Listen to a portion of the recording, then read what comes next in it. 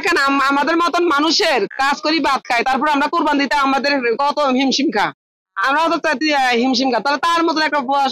আইনের লোক কত টাকার দামে চাকরি করে, হ্যাঁ, তাহলে সে যদি এত দামে কোরবানি দেয়, তাহলে আমাদের ভিতরে যে এখন যে গুপ্ত খবর গুলা যে এখন ছড়ে যেতে আছে আস্তে আস্তে, যে মানে বের হইতে আছে প্রশাসনের বিরুদ্ধে যে দুর্নীতি, বড় বড় গোপনী খবর, হ্যাঁ, আজকে দেখেন এগুলা কিন্তু আমরা বাংলাদেশের যে জনগণ যারা আমরা ব্যবসায়ী, তারা যদি এগুলোর বিরুদ্ধে যদি নিয়ে আলাপ আলোচনা করতাম, আন্দোলন করতাম, তাহলে ঠিক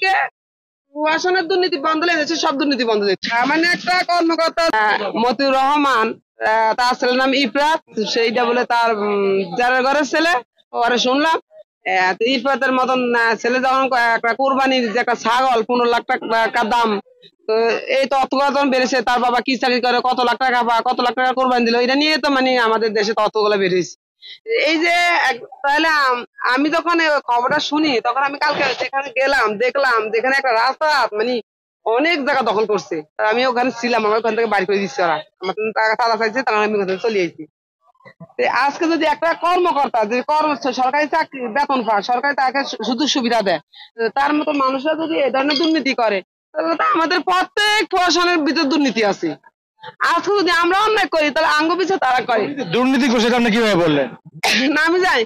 আজকে প্রশাসনের বিরুদ্ধে এত কিছু হইতে আছে, তারপরে কি ফুটপাতের রাস্তা বন্ধ হয়েছে, তারপর তার ভিতরে বয় ঢুকছে, ঠিক আঙ্গ পিছে তো বয় ঢুকে, আমরা তো একজন অন্যায় করতে আমরা দুজনে চুপ হয়ে যাই বা ভয় পাই, তারা তো ঠিক বন্ধ করে না। যদি বন্ধ করতো, তাহলে আমার মতন মাই রাস্তায় খাসি দেখতে পাইতাম, আমরা তো একটা দিব না এখানে, কিভাবে দিব না? তারা প্রশাসনের মাধ্যমে তারা জায়গা দখল করি খা, এই জায়গা দখল করার কারণে তো আমরা রাস্তা কিছু রাখতে পারি না। প্রশাসনের বিরুদ্ধে এত কিছু হইতে আছে, তারপরে কি ফুটপাতের রাস্তা বন্ধ হয়েছে,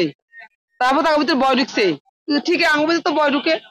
আমরা তো একজন অন্যায় করতে আমরা দুজনে চুপ হয়ে যাই বা ভয় পাই, তারা তো ঠিক বন্ধ করে না।